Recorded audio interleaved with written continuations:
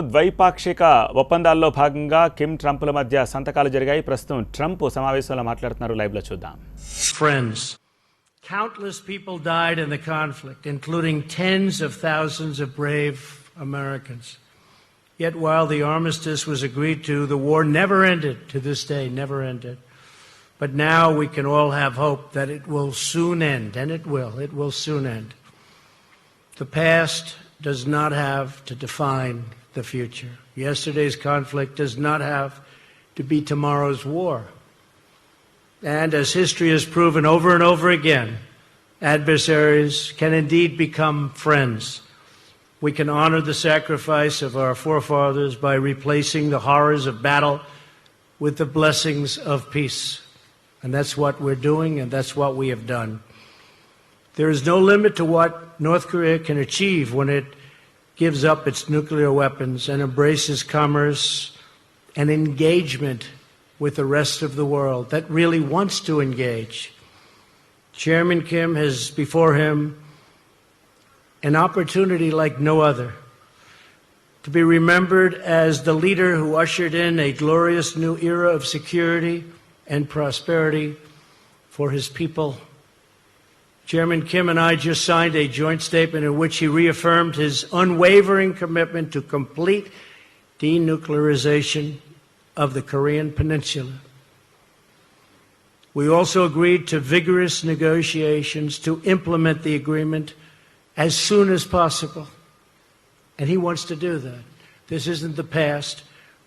This isn't another administration that never got it started and therefore never got it done. Chairman Kim has told me that North Korea is already destroying a major missile engine testing site. That's not in your signed document. We agreed to that after the agreement was signed. That's a big thing. For the missiles that they were testing, the site is going to be destroyed very soon. Today is the beginning of an arduous process. Our eyes are wide open, but peace is always worth the effort, especially in this case. This should have been done years ago. This should have been resolved a long time ago. But we're resolving it now. Chairman Kim has the chance to seize an incredible future for his people. Anyone can make war, but only the most courageous can make peace.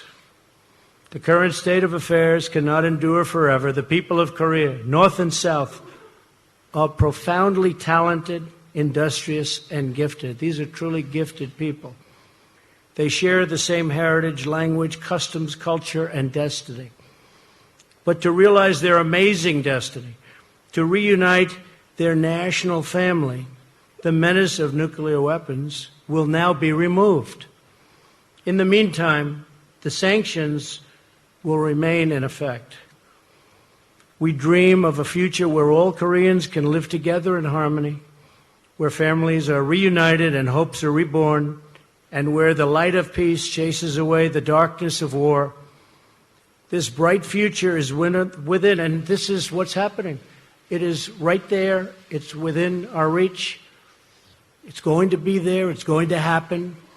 People thought this could never take place. It is now taking place. It's a very great day. It's a very great moment in the history of the world.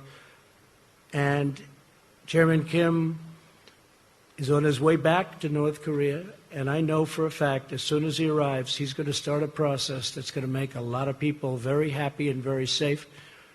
So it's an honor to be with everybody today. The media, it's a big gathering of media, I will say. Makes me feel very uncomfortable. But it is what it is. People understand that this is something very important to all of us, including yourselves and your families. So thank you very much for being here. We'll take some questions. Wow. It's a lot of questions. Go ahead. Sure, go ahead. Thank you. NBC.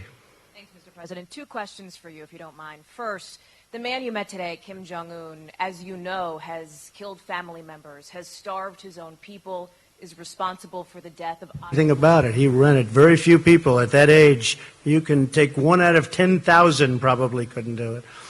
Otto Warmbier is a very special person, and he will be for a long time in my life. His parents are good friends of mine. I think without Otto, this would not have happened. Something happened from that day. It was a terrible thing. It was brutal. But a lot of people started to focus on what was going on, including North Korea. I really think that Otto is someone who did not die in vain. I told this to his parents. Special young man, and I have to say, special parents, special people. Otto did not die in vain. He had a lot to do with us being here today. Okay? Thank you very much. President, that second question for you, sir, was on the security. Second question, sir, on the security assurances you talked about in your statement. Can you be specific about what assurances you are willing to give to Kim Jong-un? Does that include reducing military capabilities? And just to follow up on your answer. No, we're not reducing anything. We're not reducing. At some point, I have to be honest, and I used to say this during my campaign, as you know probably better than most. I want to get our soldiers out. I want to bring our soldiers back home. We have right now 32,000 soldiers in South Korea.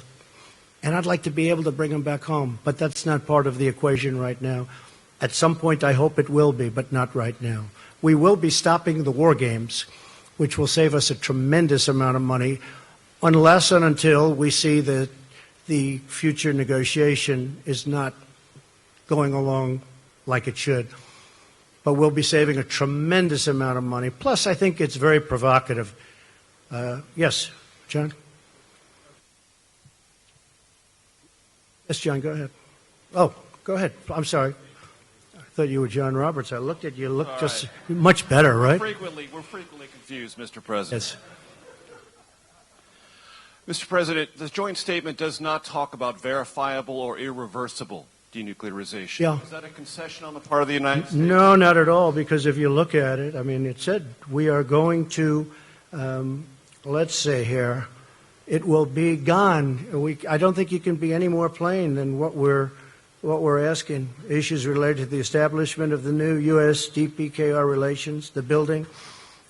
We talk about the guarantees, and we talk about unwavering commitment to the complete denuclearization of the Korean Peninsula. This is the document that we just signed. Did you discuss with Chairman Kim methods to verify, either with the United States or international organizations, that very process? And do you Yes, we did. Yes, we did. And we'll be verifying. Yeah, we'll be verifying. It'll be verified. How is that going to be achieved, Mr. President? Well, it's going to be achieved by having a lot of people there. And as we develop a certain trust, and we think we have done that, Secretary Pompeo's trust, and we think we have done that.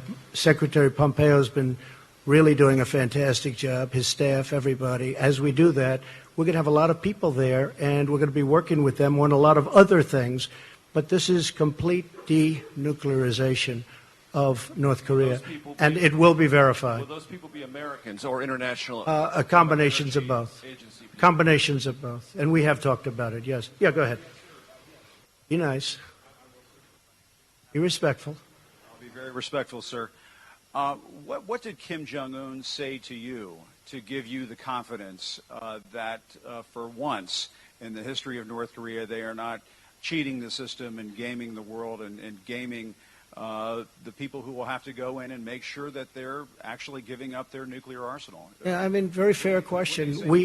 They proceeded down a path in the past, and ultimately, as you know, nothing got done. In one case, they took billions of dollars during the Clinton regime, took billions of dollars, and nothing happened. That was a terrible thing. And he actually brought it up to me. And he said, we have never gone this far. I don't think they've ever had the confidence, frankly, in a president that they have right now for getting things done and having the ability to get things done. And he was very firm in the fact that he wants to do this. I think he might want to do this as much or even more than me, because they see a very bright future for North Korea. So you never know, right? We never know. But I'll tell you what, we signed a very comprehensive document today, and I think most of you have been given that document. But we signed a very, very comprehensive document, and I believe he's going to live up to that document. In fact, when he lands, which is going to be shortly, I think that he will start that process right away. I do. I can only say that I know him for really well. It's been very rhetorical, as you know. I think without the rhetoric, it wouldn't have happened. I think without other things going along, I think the establishment of a new team was very important. We have a great team, but I think he wants to get it done. I really feel that very strongly. There's John. I think, you two guys look alike when the light is right on the hair is very similar. Let me see who has better hair. He's got pretty good hair, John. It's the angelic glow of the backlighting, Mr. President, that makes us look so similar. Of course, the denuclearization and nuclear weapons and biological weapons and whatnot is one problem in North Korea. Another huge problem is the horrible record that they have on human rights. Was that discussed at all? Is that something that you will tackle in the future? Yes, it was discussed. It will be discussed more in the future, human rights. And what was also discussed in great detail, John, was the fact that, we have, and I must have had just countless calls and letters and tweets, anything you can do. They want the remains of their sons back. They want the remains of their fathers and mothers and all of the people that got caught into that really brutal war, which took place to a large extent in North Korea. And I asked for it today, and we got it. That was a very last minute. The remains will be coming back. They're going to start that process immediately. But so many people, even during the campaign, they'd say, is there any way you can work with North Korea to get the remains of my son back or my father back? So many people asked me this question, and, I said, look, we don't get along too well with that particular group of people. But now we do. And he agreed to that so quickly and so nice. It was really a very nice thing. And he understands it. He understands it. So for the thousands and thousands, I guess way over 6,000 that we know of in terms of the remains, they'll be brought back. The POW MIA issue clearly is a very important one for thousands. Especially to a lot of people that are... But what do you, President Trump, expect Kim Jong-un to do about the human rights record regarding the North Korean people? Right. It was discussed. It was discussed relatively briefly compared to denuclearization. Well, obviously, that's where we started and where we ended. But they will be doing things, and I think he wants to do things. I think he wants to. You'd be very surprised. Very smart, very good negotiator, wants to do the right thing. He brought up the fact that in the past they took dialogue far. They never were like we are. There's never been anything like what's taken place now. But they went down the line. Billions of dollars were given, and the following day, the nuclear program continued. But this is a much different time, and this is a much different president, in all fairness. This is very important to me. This was perhaps one of the reasons that I won. I campaigned on this issue, as you know very well, John. Okay, whoever those people are, I cannot see you with all the lights, but you don't look like either of the two. Yeah, go ahead. Sure, go ahead. Thank you, Mr. President. And first of all, congratulations. Thank you very much. Appreciate it. Did you touch on the issue of peace treaty, and also will you travel to Pyongyang anytime soon? Well, at a certain time I will. I said that will be a day that I look very much forward to at the appropriate time. And I also will be inviting Chairman Kim at the appropriate time to the White House. I think it's really going to be something that will be very important. And he has accepted. I said at the appropriate time. We want to go a little bit further down the road.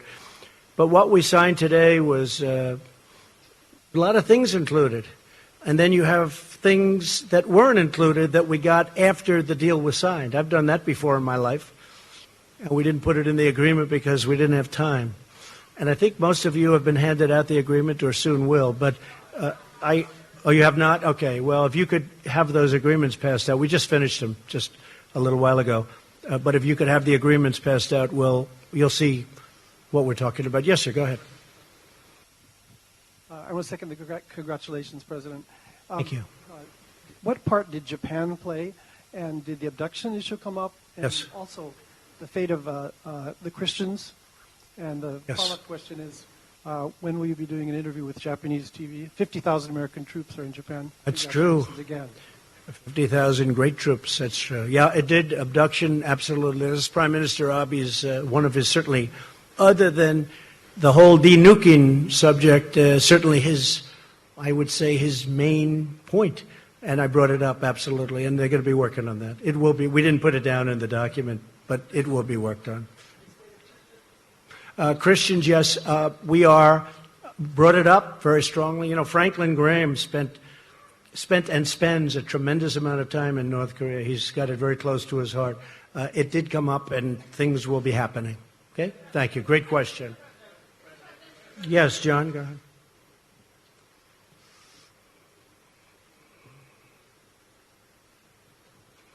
Thank you, Mr. President. Thank you, John.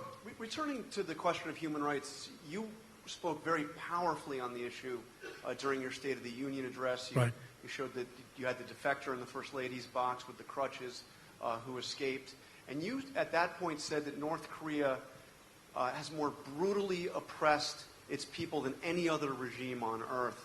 Do you still believe that is the case, having sat down with Kim Jong-un? And does he need to change that? John, I believe it's a rough situation over there. There's no question about it. And we did discuss it today pretty strongly. I mean, knowing what the main purpose of what we were doing is, denuking, but discussed it at pretty good length. We'll be doing something on it. It's rough. It's rough in a lot of places, by the way, not just there, but it's rough. And we will continue that, and I think ultimately we'll agree to something. But it was discussed at length outside of the nuclear situation, one of the primary topics. But do you think that needs to change to bring on this glorious new era you talked about? Are they going to have to? I think it will change, yeah. I think it probably has to, but I think it will. Yeah.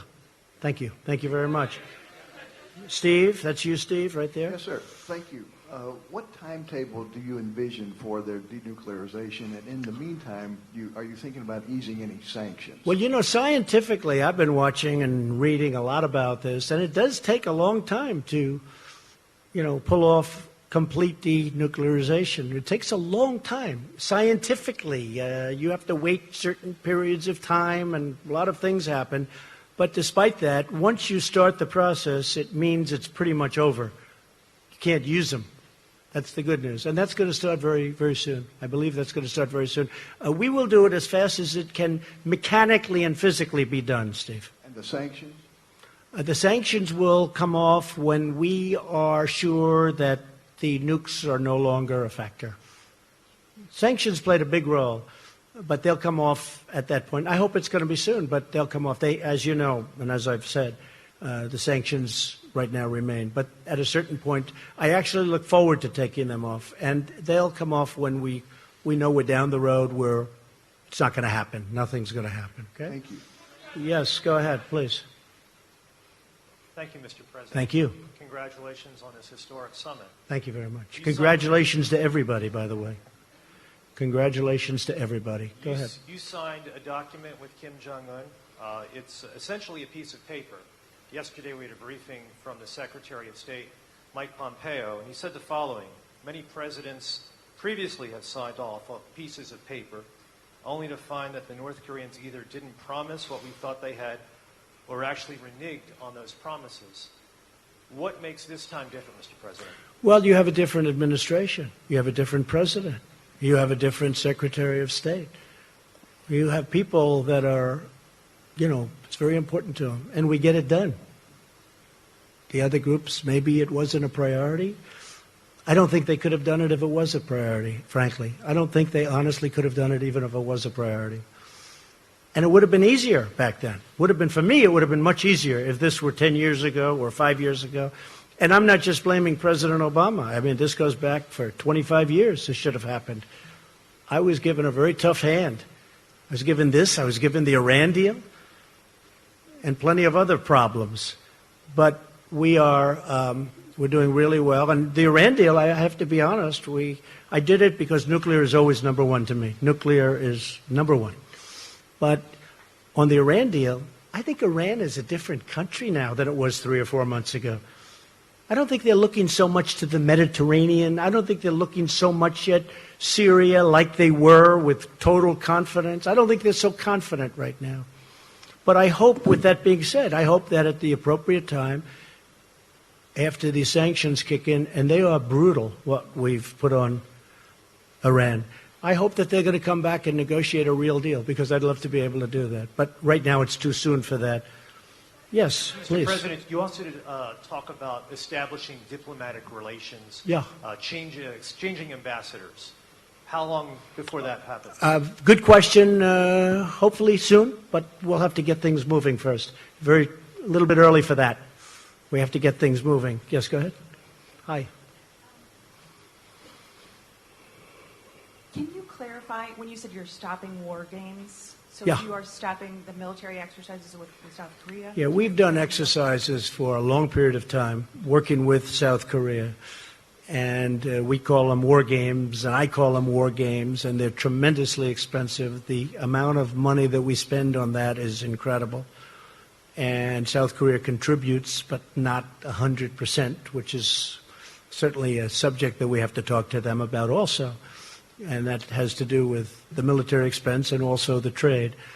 So we're doing that. We actually have a new deal with South Korea in terms of the trade deal. But we have to talk to them. We have to talk to many countries about treating us fairly.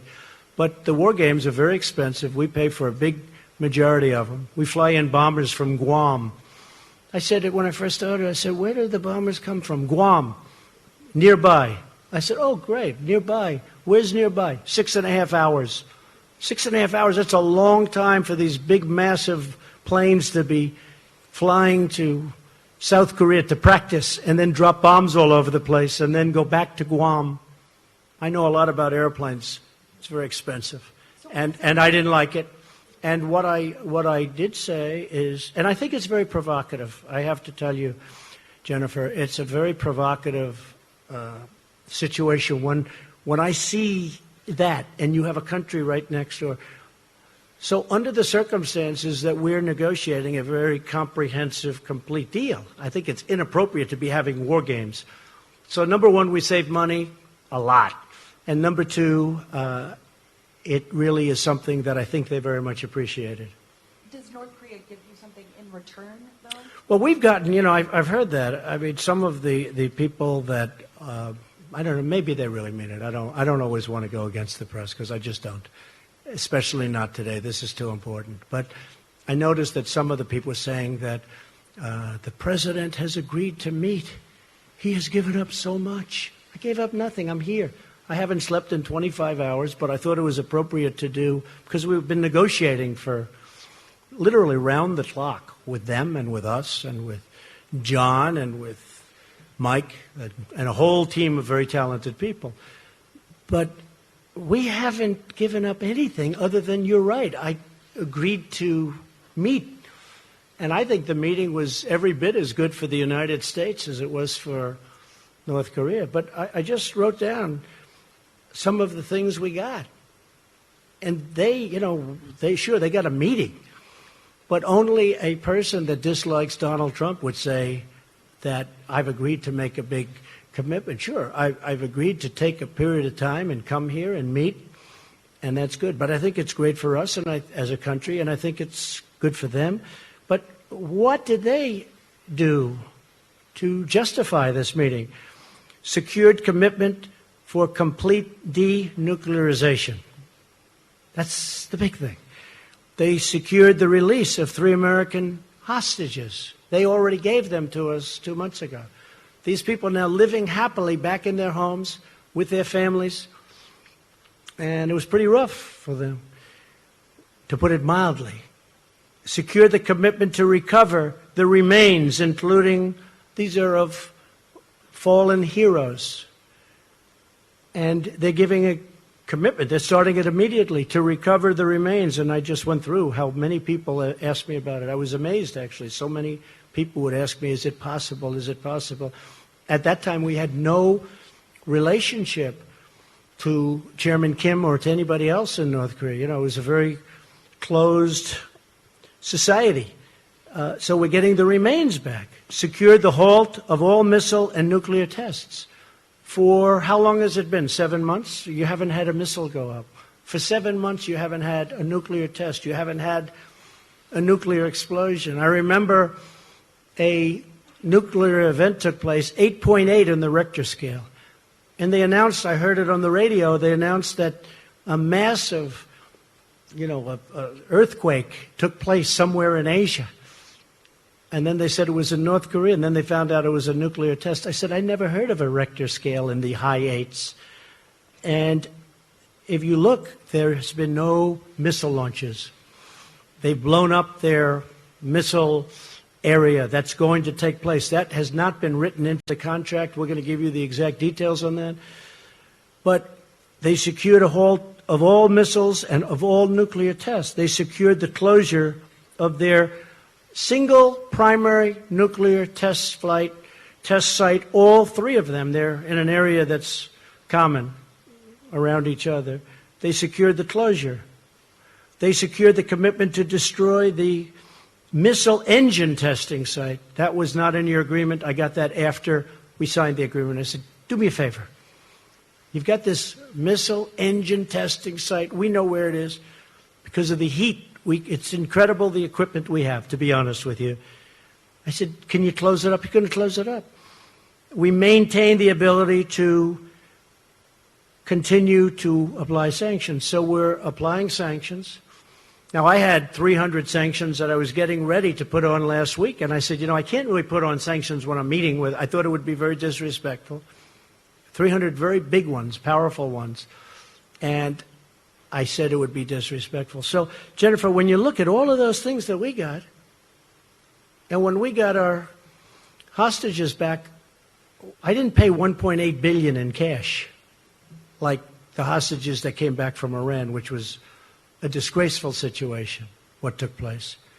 So we've gotten a lot. So when I hear somebody in the media say that President Trump has agreed to meet, like, it's not a big deal to meet. I think we should meet on a lot of different topics, not just this one. And I really believe a lot of great things can happen. Yes, go ahead, please. Sir, you just listed off a lot of things that you say you got in this meeting.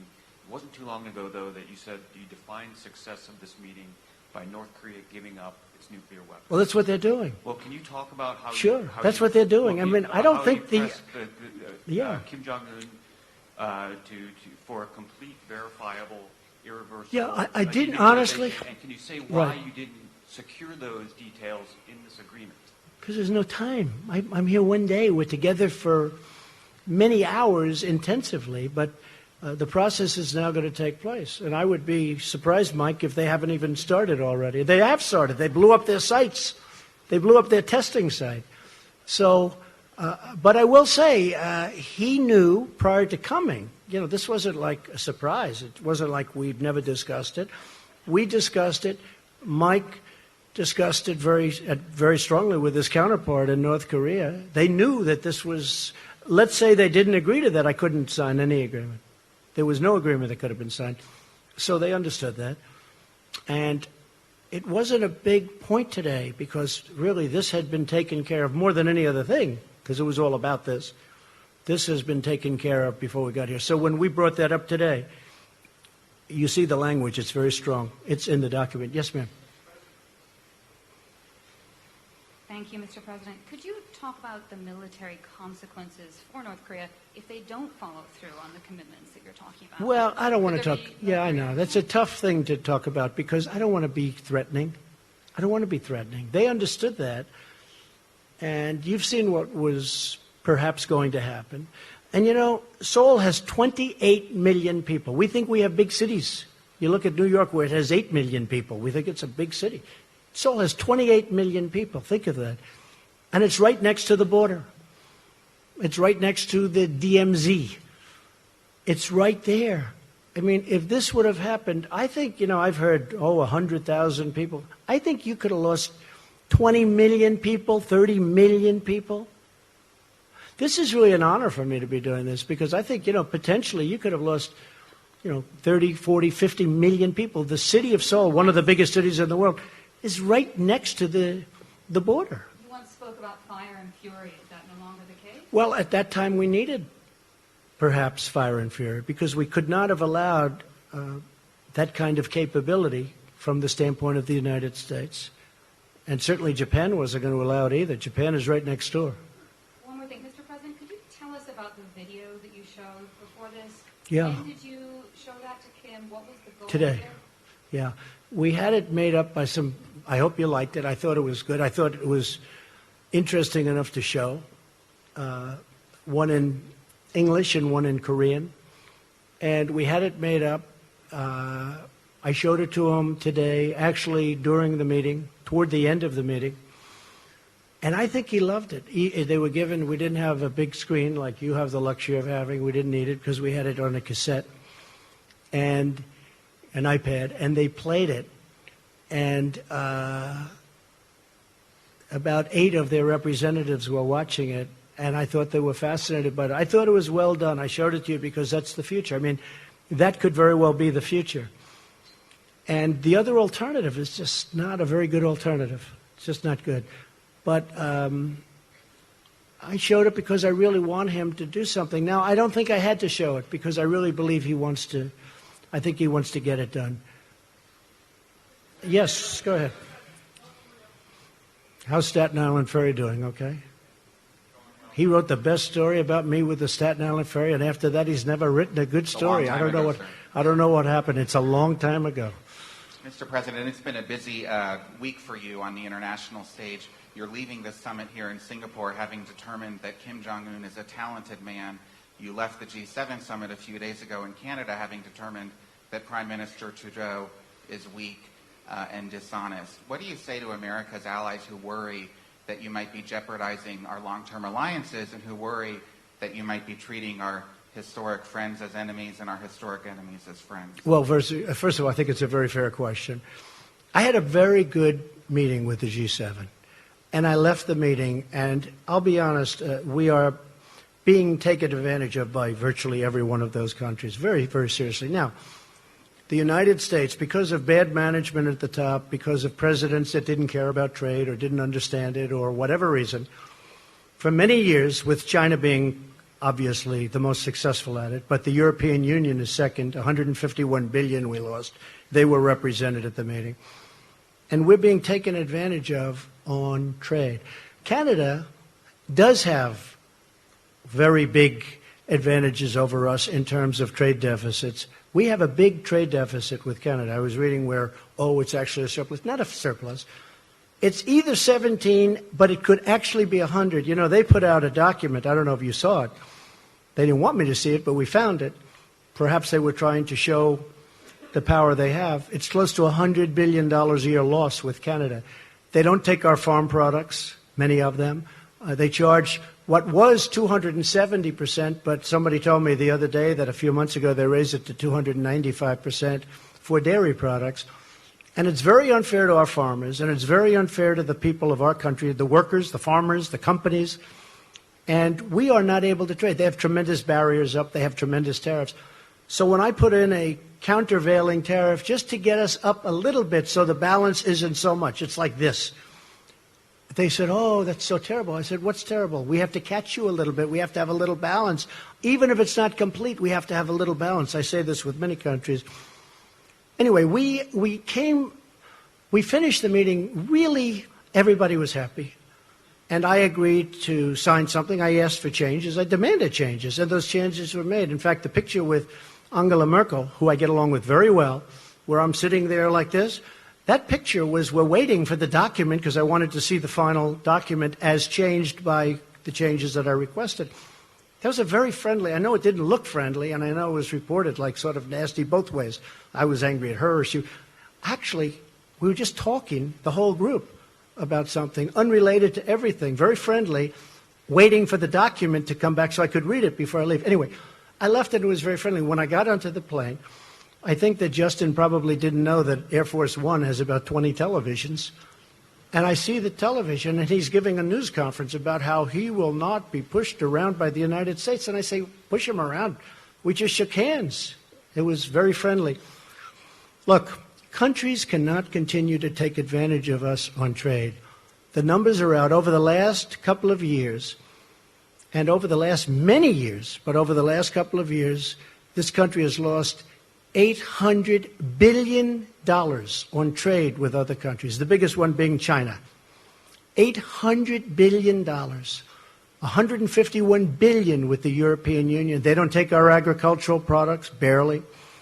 They don't take a lot of what we have, and yet they send Mercedes into us. They send BMWs into us by the millions. It's very unfair. And it's very unfair to our workers, and I'm going to straighten it out, and it won't even be tough. Okay? Thank you. Go ahead. Go ahead.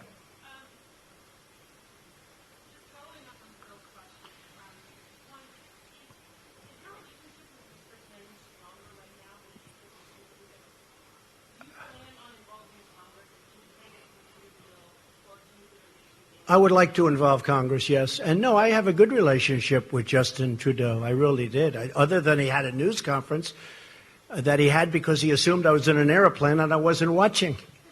He learned that's going to cost a lot of money for the people of Canada. He learned. You can't do that. You can't do that.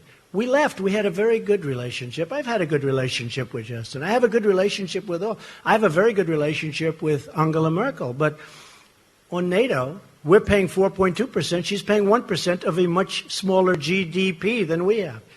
We're paying 4.2% on a much larger. We're paying for, I mean, anyone can say from 60 to 90% of NATO.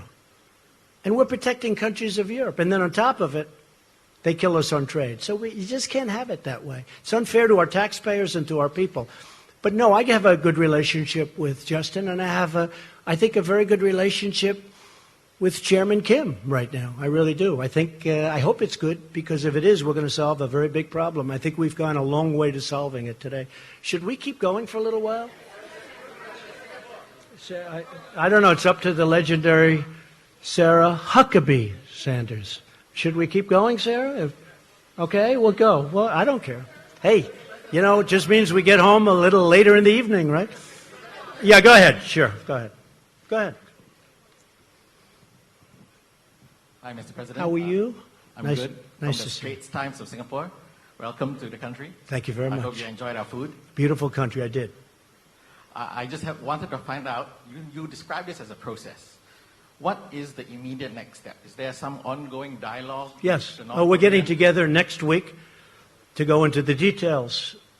And that's our Secretary Pompeo, level. yeah, next week with John Bolton and our entire team to go over the details and to get this stuff done. We want to get it done. He wants to get it done. We're also working very much with South Korea. We're working with Japan. We're working with China to a lesser extent, but we're working with China. And you're coming back to Singapore? I would come back gladly. Your Prime Minister was fantastic. We were with him yesterday. He's done a great job. It was very welcoming. It really probably made a difference, actually. It's a great place. Thank you very much. Thank you, Mr. Yes, ma'am. President. Thank you, Mr. President. What was it about that first interaction with Chairman Kim this morning that made you decide not to walk away after you said that you would know within the first minute if he was sincere? I've said that about relationships. I've said that about people. You know, in the first second, now I was generous, I said 5 seconds, but you know, in the first second, in some cases, sometimes that doesn't work out. But sometimes it does. From the beginning, we got along. But there's been a lot of groundwork. This wasn't like we went and we started talking about, as you know, right? We didn't just come in and start talking about these very complex subjects that have been going on for 70 years. We've been discussing this for months. Once they did a great thing. You know, North Korea did a great thing by going to the Olympics, because the Olympics, and President Moon will tell you this, the Olympics was not exactly doing great. People didn't feel like being bombed out of the opening ceremonies. You know, they weren't exactly selling tickets. And as soon as the Chairman Kim, said, let's participate in the Olympics, it sold like wildfire and was a great success as an Olympics. It was a great success. He did a great thing.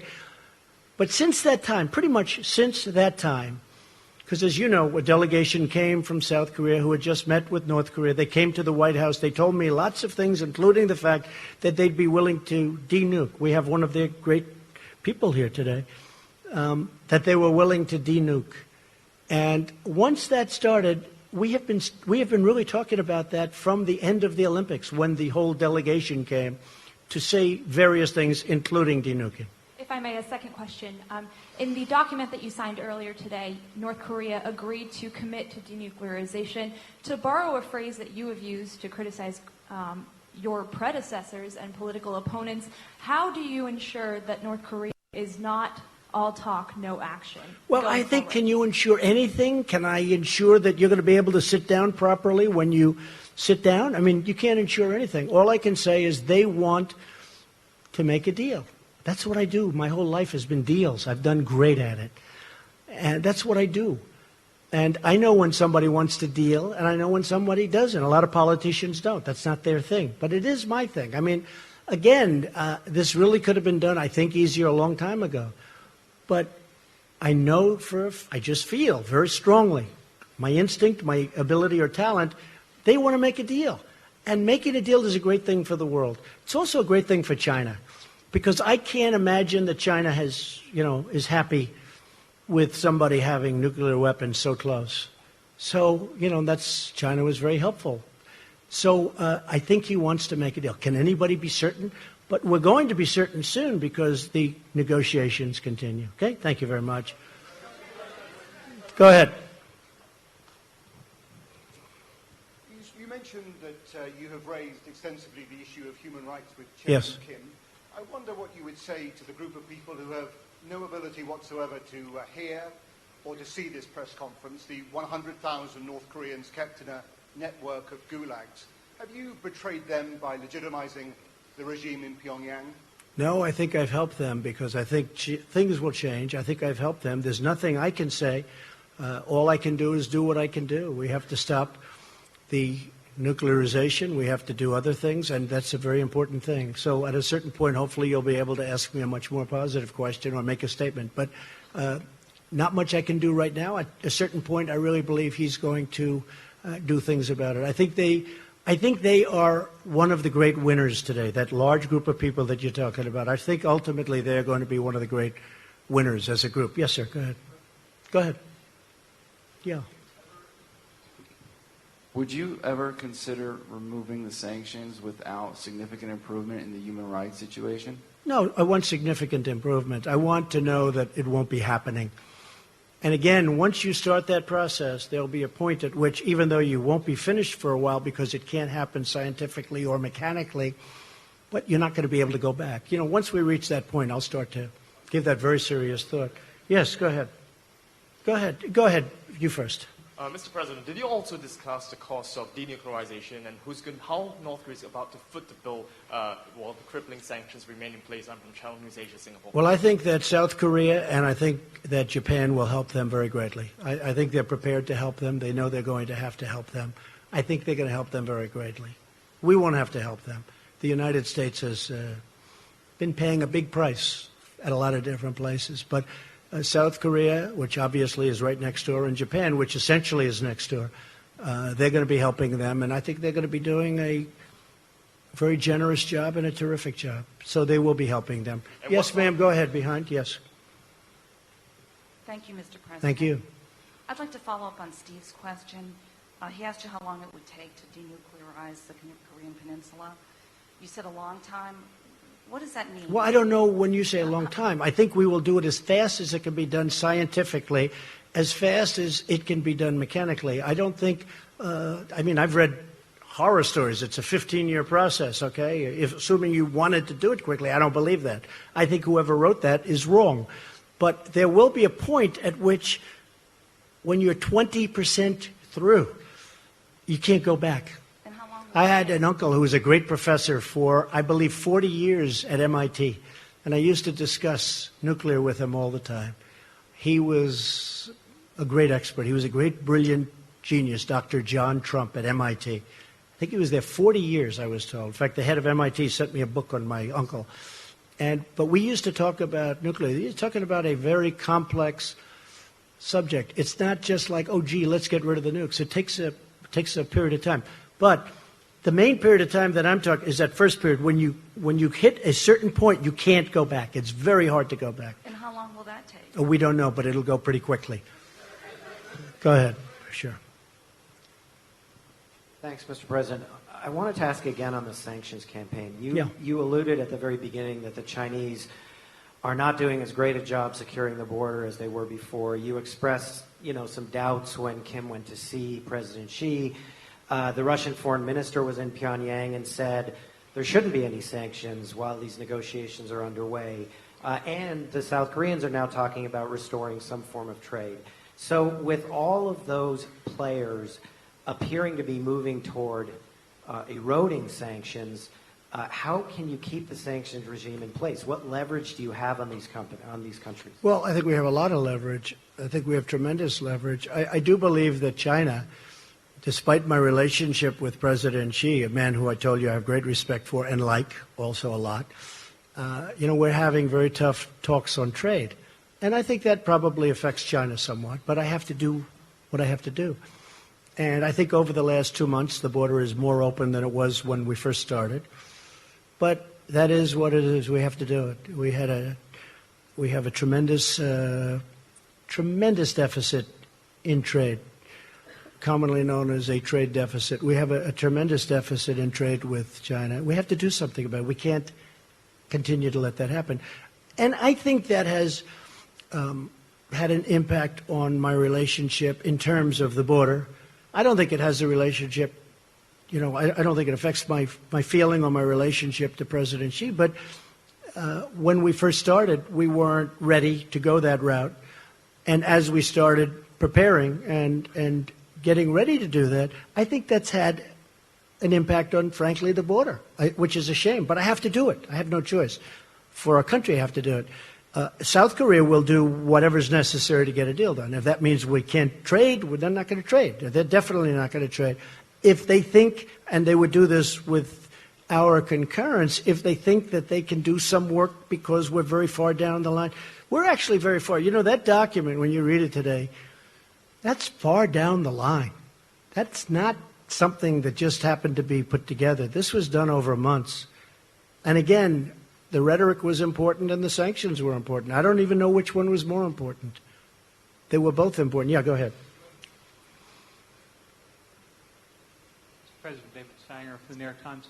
I was wondering if you could give us some sense of whether the Chairman Kim told you how many nuclear weapons he believes he's made, whether he's willing to turn those over first, and then whether in your mind you need to do more than was done in the Iran deal for actually dismantling both the uranium and the plutonium processes, and whether or not you had a sense that Chairman Kim really understood what that involves and had a timetable in his own mind of shutting that. Well, David, I can tell you he understands. He understands it so well. He understands it better than the people that are doing the work for him. That is an easy one. As far as what he has, it's substantial, very substantial. The timing will go quickly. I believe you'll see some good action. I mean, as an example, one of the things with the missile site, I think you're probably surprised to hear that. That was a throw-in at the end, the missile site. But I really believe, David, that it's going to go very quickly. I really believe that it's going to go fast. And it is a very substantial arsenal. There's no question about it. I used to say, maybe it's all talk and no action. But we have pretty good intelligence into that, although probably less there than any other country. You understand that maybe better than anybody in the room. Probably less there than any other country. But we have enough intelligence to know that what they have is very substantial. This is why, David, I always say that this shouldn't have taken place so late into the process. Wouldn't this have been better if it was 5 years ago or 20 years ago or 15 years ago and we didn't have to worry about not having a successful meeting like today? And I still love my first interview with you, David. I still have that interview, actually. Yeah, go ahead. Thank you.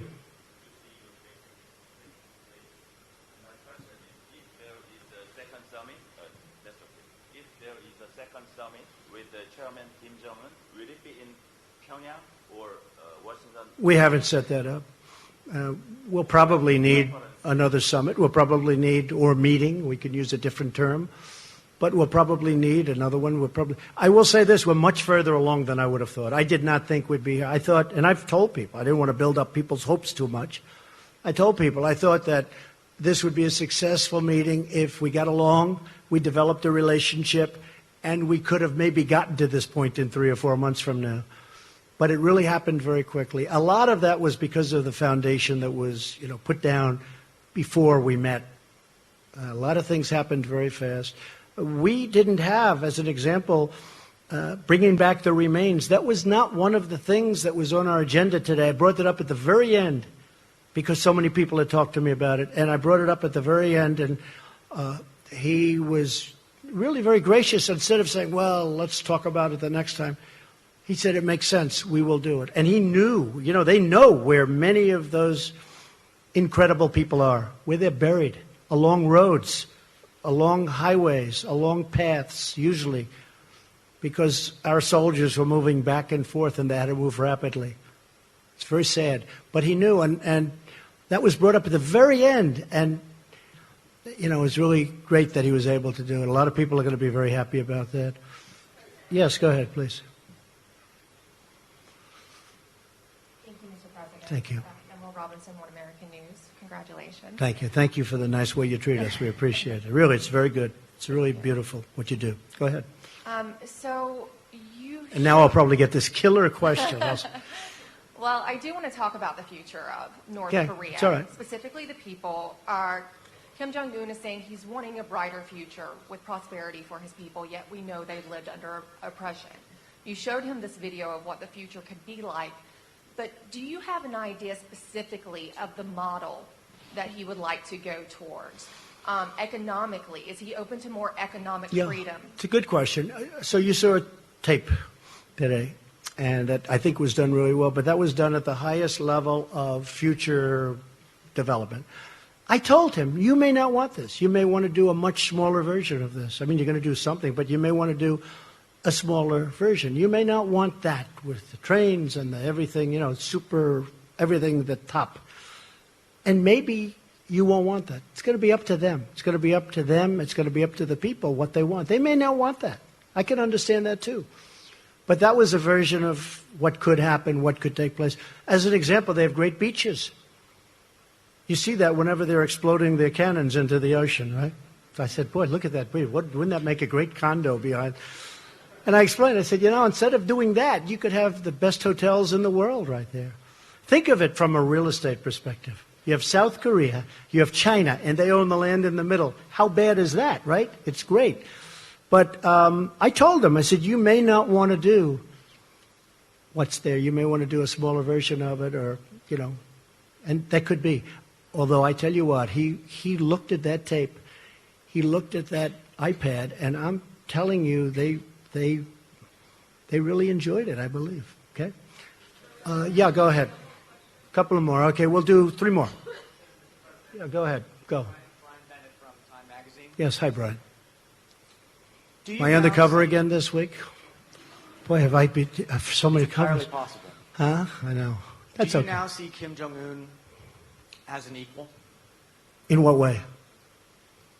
You just showed a video that showed you and Kim Jong-un on equal footing in discussing the future of the No, country. I think that I don't view it that way. See, I don't view it that way. I'll do whatever it takes to make the world a safer place. If I have to say I'm sitting on a stage, I mean, I understand what you're getting at. If I have to say I'm sitting on a stage with Chairman Kim, and that's going to get us to save 30 million lives, could be more than that, I'm willing to sit on the stage. I'm willing to travel to Singapore very proudly, very gladly. Again, I other than the fact that it is taking my time, they have given up a tremendous amount. They've given it up even before, and even add the Olympics to it. You could add the Olympics to the question. They went to the Olympics. They took an Olympics that was going to be a massive failure, that maybe wouldn't have even opened. And they made it a tremendous success by agreeing to participate. Add that to the list of things that they've done. So, Brian, if I can save millions of lives by coming here, sitting down, and establishing a relationship with someone who's a very powerful man, who's got firm control of a country, and that country has very powerful nuclear weapons. It's my honor to do it. Are you concerned that the video you just showed could be used by Kim as propaganda to show him as... No, I'm not concerned at all. We can use that video for other countries. Go ahead. Mr. President, in the year 2000, President Clinton got a request by Kim Jong-il. Got impressed? Got a request from Kim Jong-il to travel to Pyongyang and meet him. And Clinton refused. He sent Secretary of State Albright. Yeah, he did a great deal. And he spent $3 billion and got nothing.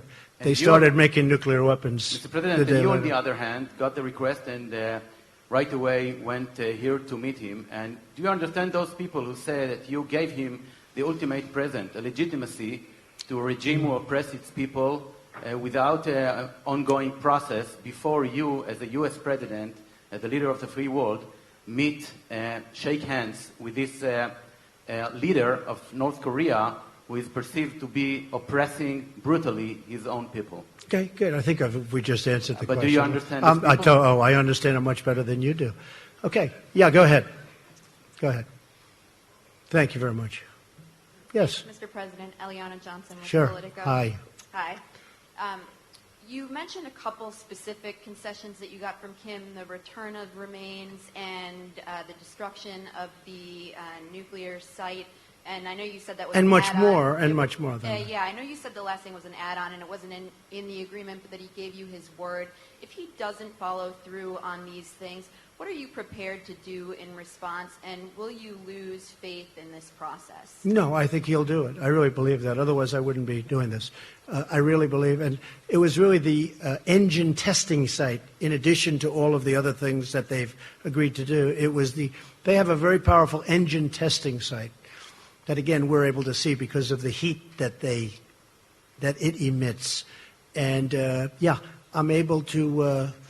I'm very happy. I'll tell you what, I'm very happy with those 2 points, the 2 points you mentioned, but I think you might be referring to the thing that's not in, which is the engine testing site. Honestly, I think he's going to do these things. I may be wrong. I mean, I may stand before you in 6 months and say, hey, I was wrong. I don't know that I'll ever admit that, but I'll find some kind of an excuse. Okay, one more. Come on. Yeah, go ahead. Go ahead, sure. Thanks, Mr. President. Thank you. Thank you. Jennifer Chen with Shenzhen Media Group China. I just would like to know, will you call Chinese President Xi when you come back to D.C. Yes. To discuss about achievements you made today with Yes. Chairman Kim? And I will. What's your expectation about China's role to accelerate the process to establish a long-term peace mechanism? Well, my expectation about China is that China is a great country with a great leader and a friend of mine. And I really believe that he's happy that we've made this kind of progress. And I've heard from him. But I will be calling him very shortly, maybe even before I land. Okay? And I have to say, and the United States is a great country. And we have set records economically, over $7 trillion in net worth addition to what we have. And we are almost twice the size, the economy of the United States. Nobody talks about this because you do hear a lot about China, rightfully so. But the United States now is almost twice the size of the economy of China. We have a great country, and we're on a correct path. Okay, one more, that'll be it. Oh, South Korea? Where's South Korea? I think you deserve, go ahead, go. You deserve one, yes. You deserve one. I've got two questions for you, Mr. President. First, you Speak mentioned earlier right that you're going to talk with South Korean President Moon Jae-in over the Yes. phone. What do you plan to discuss with him? I just want to tell him about the meeting, very successful, and he'll be very much involved in the final negotiation. He's a very, very fine gentleman, also a friend of mine, and I look forward to speaking to him. He'll be very happy when he hears about, I've already sent word to him about what happened. I sent the document to him, actually, and all of the details behind the document.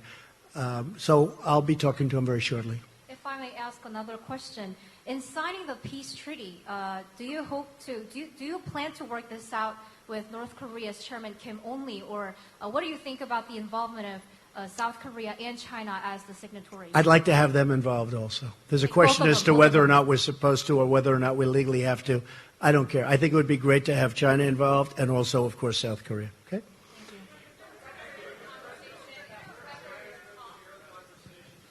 What? Mike, do they have a transcript? They probably have a rough transcript, which you can give us if you have one. No, they didn't record it. I don't think they recorded it. Are there any recordings of it? I wish there were, because it is interesting stuff. Say it. I don't. We probably have some notes or something, but they have actually detailed notes, I would imagine. But we had a great conversation. It was a very heartfelt conversation.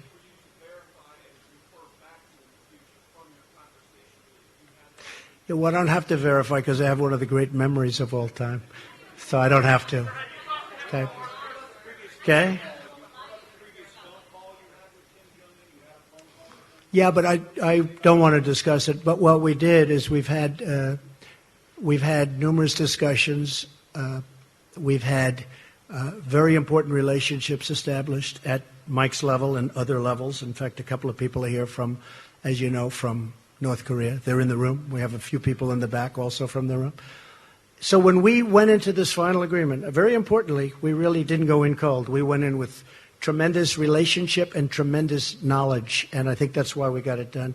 So I'm going to head back. I don't know about you folks, but it's been a long time since I've taken it easy. So now we can take it a little bit easy, and then the work begins again. And I appreciate everybody being here. I hope we've answered your questions.